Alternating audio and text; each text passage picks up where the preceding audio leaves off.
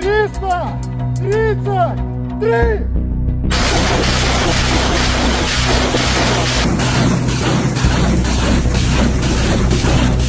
O presidente russo, Vladimir Putin, reconheceu brevemente a escassez de mão de obra da Rússia em 28 de outubro, mas destacou as baixas taxas de desemprego no país em uma tentativa de reformular esse desafio sob uma luz benéfica ao afirmar que a economia russa é capaz de sustentar uma longa guerra de atrito na Ucrânia.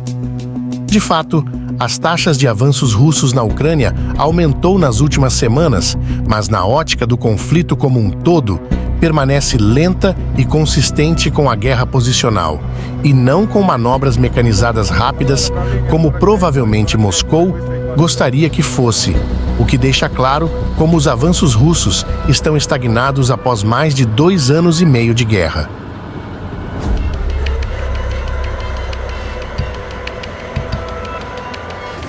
A título de comparação, em março de 2022, as forças russas avançaram a uma média de 1.265 km² por dia, em contraste com os 14 km² diários de setembro de 2024, uma diferença de cerca de 90 vezes. No início da invasão, agregado do fator surpresa, a Rússia conquistou grandes áreas rapidamente, incluindo Kiev e Kharkiv. Em 2024, os avanços são menores e localizados, como a captura de Vuhledar, Selidov, sem representar um aumento significativo no ritmo de avanço. Entretanto, enfatizamos que a taxa de avanço russo no fronte de guerra em setembro foi uma das maiores taxas de avanço de 2024. Muito provavelmente como reflexo de uma ordem russa para intensificar os ataques antes das condições desfavoráveis do outono, pois começa a chover na linha de frente.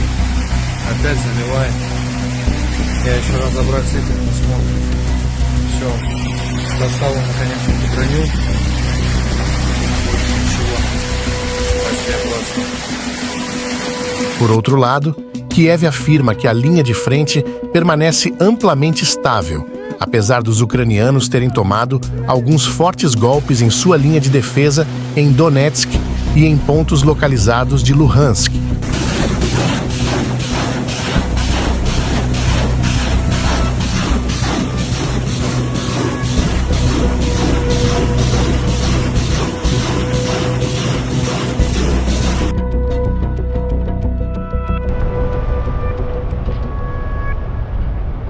Nos bastidores, o presidente russo, Vladimir Putin, tentou usar mais uma vez o seu sabre nuclear, através de um exercício anual de dissuasão nuclear russa para promover operações de informação nucleares que visam influenciar a tomada de decisões ocidentais em favor da Ucrânia. Em 29 de outubro, Putin participou por videoconferência de um exercício militar russo, onde foram lançados mísseis balísticos intercontinentais Yars, Sineva, Bulava e mísseis de cruzeiro. Ele afirmou que a tríade nuclear russa continua a garantir a segurança do país e mantém o equilíbrio global de poder, destacando a importância de forças de dissuasão modernas devido às crescentes tensões geopolíticas. Putin mencionou novos sistemas de mísseis com melhor precisão e capacidades. Esses exercícios seguem padrões anteriores de 2022 e 2023, com os analistas avaliando que a Rússia utiliza essa retórica nuclear para tentar influenciar o Ocidente a moderar seu apoio à Ucrânia.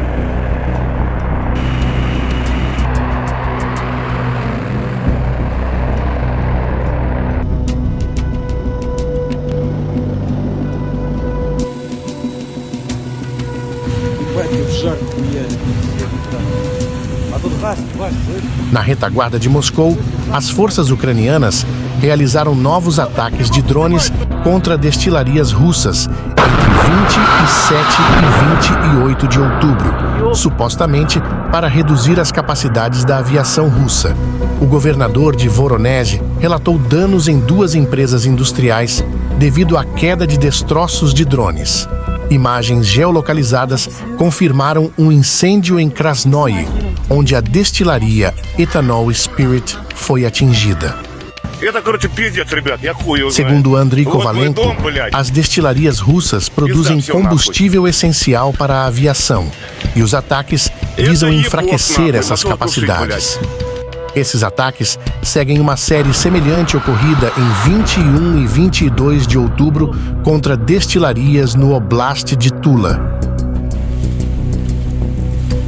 No teatro de guerra, os combates continuaram no saliente ucraniano no Oblast de Kursk em 29 de outubro, sem mudanças confirmadas na linha de frente. O Ministério da Defesa da Rússia afirmou que repeliram ataques ucranianos ao sudeste de Korenevo, com confrontos próximos a várias localidades como Lyubimovka, Novoivanovka e Plekhovo. Não houve relatos de atividade no raion de Glushkovsky, a oeste do saliente.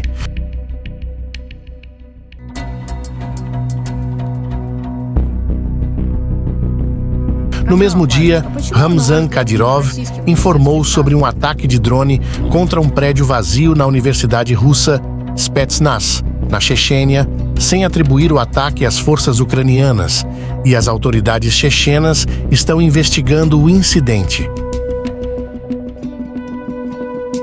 As forças russas continuaram suas operações ofensivas limitadas a nordeste de Kharkiv, perto de Vovchansk, em 28 e 29 de outubro, mas sem avanços significativos.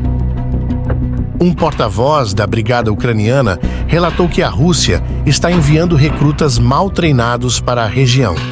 Além disso, as condições climáticas em deterioração e o uso de drones ucranianos têm obrigado as tropas russas a realizar suas operações principalmente durante a noite.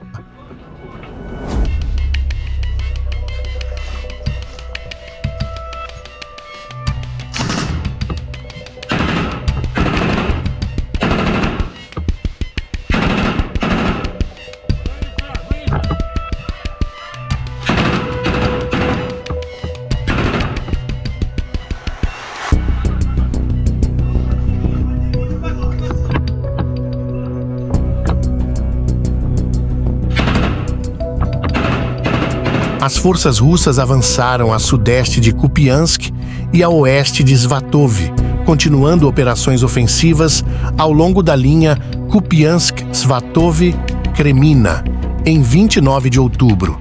Imagens geolocalizadas mostram avanços a leste de Kolesnikivka e Andriivka. Um comandante ucraniano relatou que as forças russas estão tentando se consolidar na margem esquerda do rio Oskil, com combates concentrados ao sul de Kupiansk.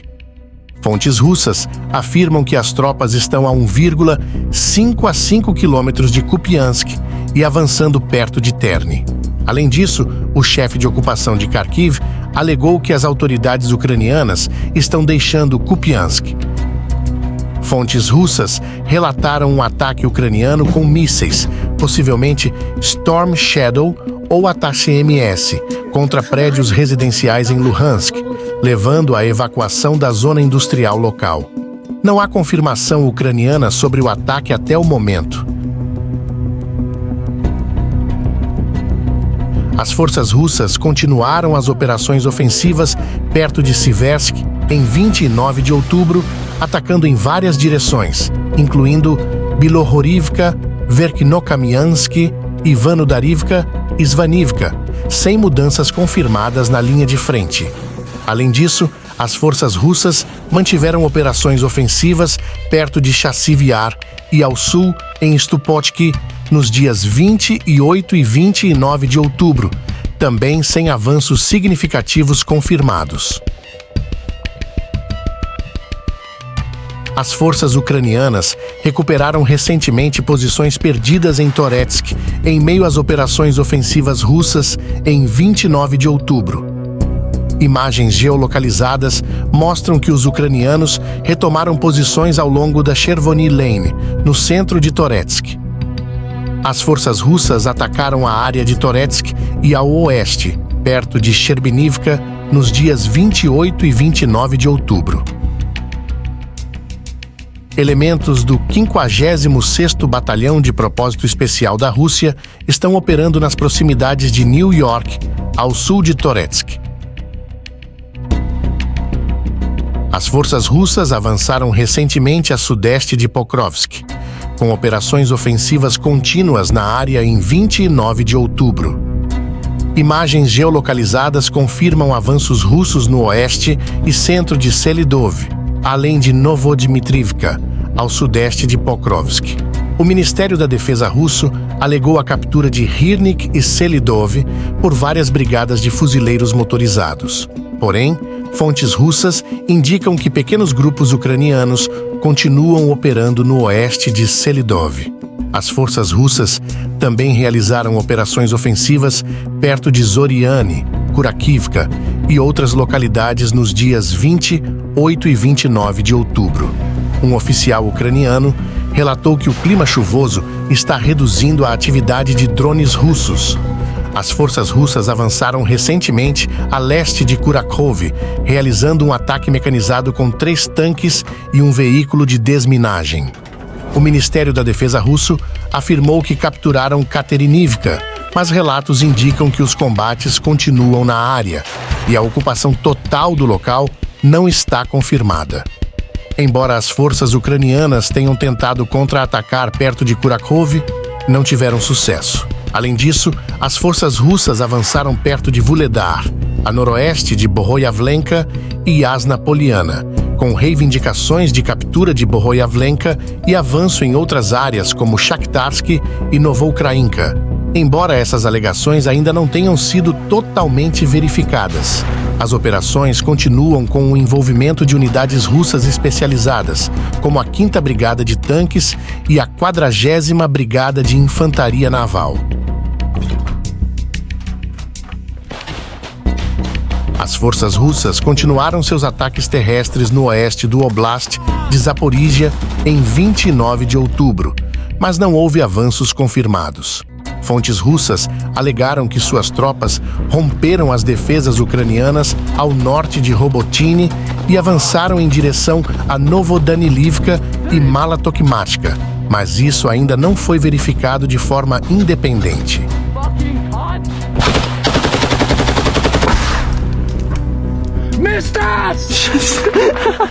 Relax.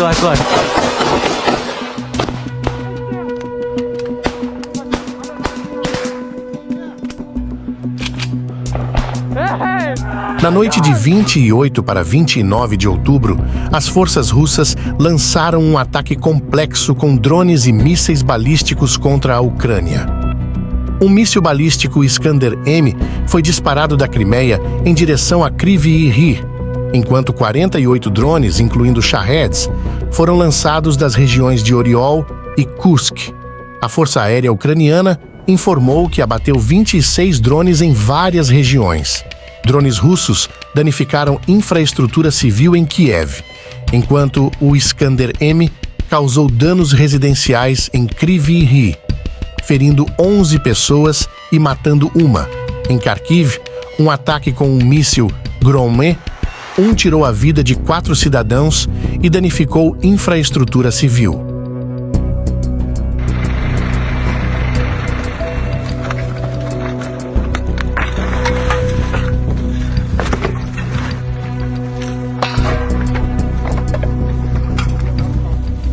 Esse foi mais um boletim de guerra e, na oportunidade, queremos mandar um salve especial para cada um de vocês que estão todos os dias fortalecendo nossa audiência. Muito obrigado! E se você sente no coração que pode fortalecer nosso trabalho, convidamos você a fazer parte do clube de membros aqui no YouTube. Sinceramente, você não terá muitos benefícios, mas por um valor simbólico, você vai financiar o nosso trabalho solo e será o patrocinador de matérias como essa que você acabou de assistir. Caso contrário, seu engajamento já é tudo. Então deixa aquele like gostoso, comenta e compartilha nossos vídeos, pois com a sua força, vamos crescer e nos tornar um canal gigante no futuro. Vida longa a todos os aliados do Boletim de Guerra. Боевая тревога, ракетная атака, ракетная атака, ракетная атака. Боевой курс 320, заем большой. Есть БП-26. Есть КП-1. Есть БП-25. До старта 10, 9, 8. 3, 2, 1, 0. Есть старт ракеты. Есть старт ракеты по ракетной шахте номер 8.